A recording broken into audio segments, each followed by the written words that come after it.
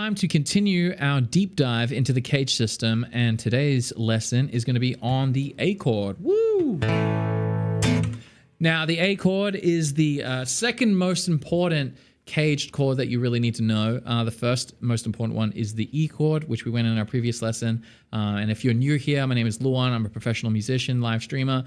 I also graduated Berkeley with a scholarship, and we have a free online music school where everything I know is being uploaded onto there for you guys to get practical music education, and so you guys can crush it. And I will pin this lesson inside the comments, so you guys can just go to the lesson and you can see all the previous ones and all the future ones, and whatever helps you. And I hope you guys absolutely win. But we're just going to be talking about the A chord now and not any of the other chords. And so the A chord is the second most important one in my opinion, because it is the chord that is going to unlock every single chord where the root note is based on the low A string, or the A string, sorry. So what we're going to do here is we're just going to like piggyback off of everything that we know already about CAGED. And if you guys don't know anything about CAGED system, it's where you use 5 open chords, the C, A, G, E, D chords, and you use the frameworks of those 5 chords to navigate the entire fretboard. And so you only learn 5 shapes, and then you can play everything over the fretboard and you win. So where we're going to work on the A chord is we're going to build this shape. I'm just going to jam it out just where like just playing all the notes on its own. So it's the open A string, 2nd fret D string, 2nd fret G string, 2nd fret B string, and then the open E string. Now, when we're moving up the fretboard, I typically don't hit the E string. I just think it's a waste. One, the note is technically the 5th, and so it's like, it's a bit of like a fattening chord anyway. But it's a good navigation point if you're trying to find tensions and stuff, which we're not going to be working on in this video.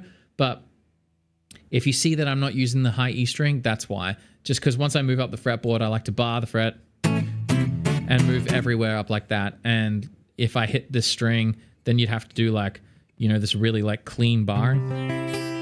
And that's just not fun for anyone. That is not a fun experience. Unless you are a super Chad when it comes to playing chords, in which case you can do what you like. So now, let's go. A chord. So the framework of the A chord that we're going to work through is going to be the root notes here. The 5th is here.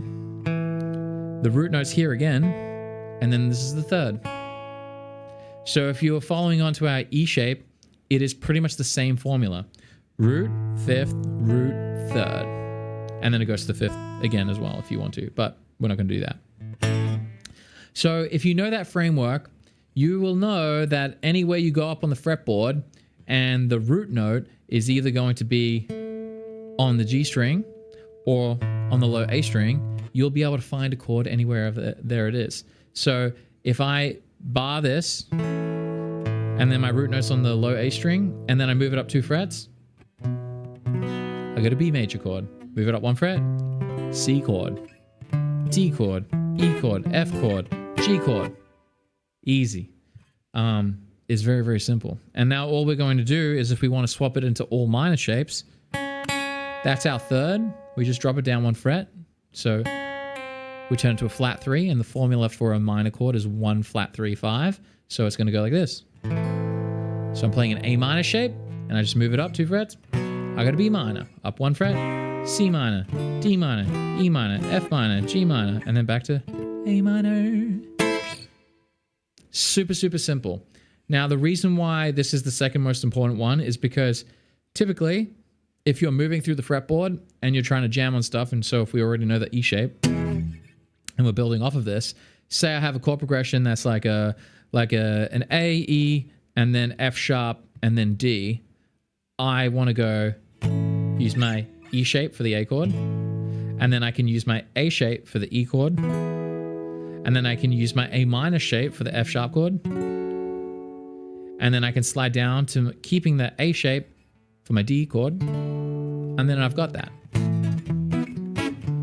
And then that's how you see when you see people playing all through the fretboard and they can just like do bar chords everywhere. That's all they're doing. There's no fancy stuff happening here. Simply to do a bar chord, all they're doing is like open A shape, but use your 3rd finger instead of your 1st finger or whatever. Use your 3rd finger and then use your 1st finger to navigate where the root notes are.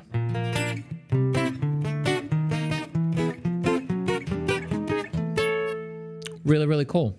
So that's pretty much all we want in the basic version of using the A chord. But the next one is learning where all the anchoring points are based on the G string. So if I look at my A chord like this, that's another root note, right? So if anywhere on the fretboard where there's a root note there, I can build triads based on that. So I can either build a 3 here, or I could build it right here, or I could build a whole chord. So that can be also an anchor point for you for navigating the fretboard. This is really, really important when you're trying to like voice lead or do anything like that. It's just super, super powerful to know where the root note is always going to be and where you can navigate from there. So that's what we're doing right here. So from here, I've got my root 3rd and 5th right there. So root on the G string, 3rd on the B string, and then I've got my 5th on the D string. And that gives me a major shape. And that's pretty much all you really need to know.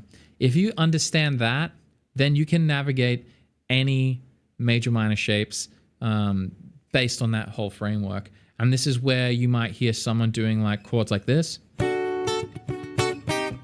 Or like a...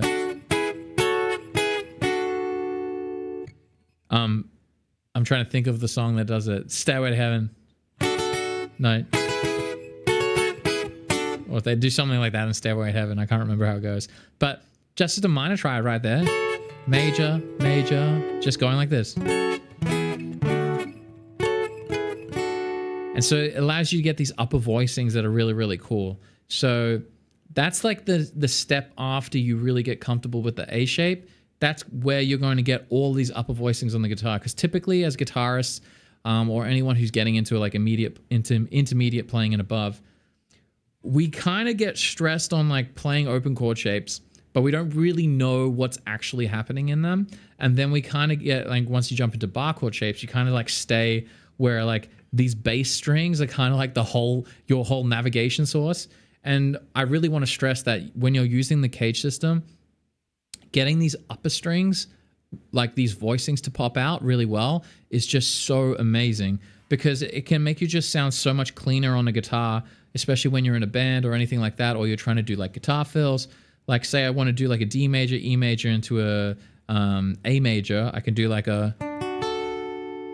So that is the upper part, like the ending, the upper part ending of an A shape. So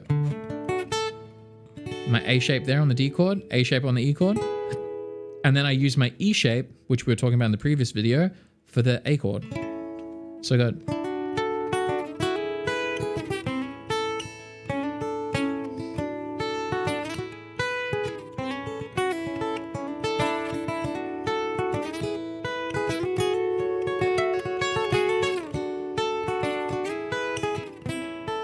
And you heard me just slide up to the minor shape there. So that's just the A minor shape. So I'm going, but I'm picking out just these ones. So ideally, you want to figure these out. You want to really dive in and learn them and get really comfortable with them, and then start replacing songs that you already know. Don't try and reinvent the wheel or anything. If you already know a song and you know how the song goes, be like, hey, where can I plug this in? Where do I know that there's a chord that's where I know where the root note is on the 5th string, on the A string, and where can I build it based on the A shape? Oh, I could build this chord here, or I could build this chord here, or I could build this whole thing. You know, they're all the same notes. They're just in different parts of the guitar. So give it a good try, and hopefully this helps you. And then in the next lesson, we'll go over some of the other shapes, which I use a lot less, but they're still very, very handy in situational cases. All right. See you in the next video.